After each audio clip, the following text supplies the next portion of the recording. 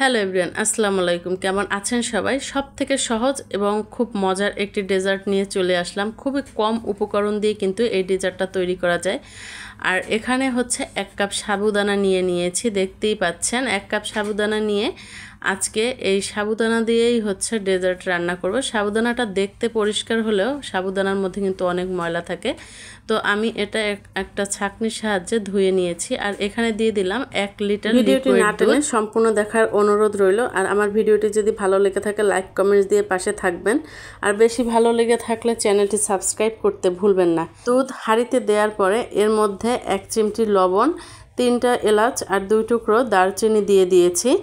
অনেকে হচ্ছে মিষ্টি খাবারের মধ্যে লবণ পছন্দ করে না, বাট আমরা পছন্দ করি। বরিশালের মানুষ কিন্তু একটু মিষ্টির মধ্যে লবণটা বেশি পছন্দ করে, মিষ্টিটা করা হয়।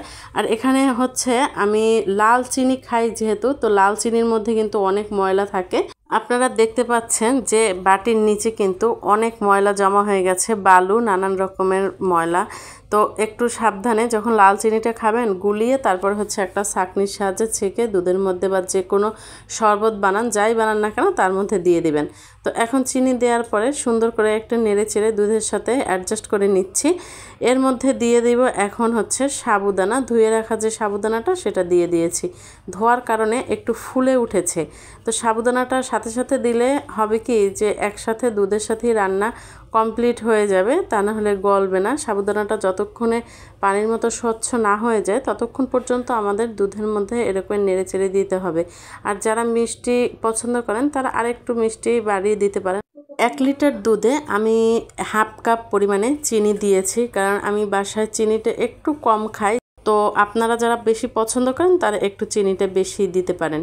আর দেখতে পাচ্ছেন যে এদিকে কিন্তু উতলে উঠেছে, আর বারবার নেড়ে দিতে হবে, কারণ হচ্ছে এটা লেগে যেতে পারে। আর সাবুদানাটা যেহেতু ঘন হয়ে যায়, লেগে যাওয়ার সম্ভাবনাটা বেশি। আপনারা একটু পরপরে হচ্ছে নেড়ে দিবেন। আর কত সুন্দরভাবে ফুটছে দেখতে পাচ্ছেন। এখানে কিন্তু খুবই সামান্য উপকরণ, যেমন শুধু দুধ, চিনি, লবণ আর হচ্ছে গরম মশলা। আর তেমন কিছুরই দরকার নেই, কিন্তু খেতে কিন্তু অসাধারণ লাগে, বাচ্চাদের খুব পছন্দ। আর হচ্ছে এটা উপকারও, সাবুদানা যেহেতু অনেক উপকার, আপনারা এটা এভাবে রান্না করে খেতেই পারেন।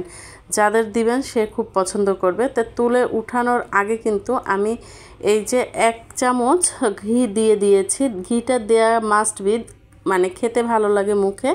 আর দেখতে পাচ্ছেন যে 1 লিটার দুধ কিন্তু হাফ লিটার থেকেও কম হয়ে গেছে।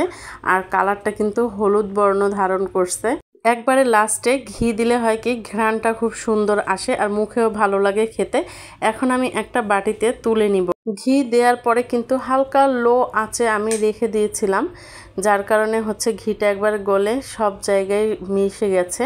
আর এত সুন্দর একটা ফ্লেভার। এই যে বাটিতে তুলে নিয়েছি, দেখেই বুঝতে পারছেন যে কতটা সুন্দর আছে। দেখিলেই অর্ধেক ভোজন। তো দেখতে যদি সুন্দর না হয়, খেতে তো অনেকেরই ভালো নাও লাগতে পারে।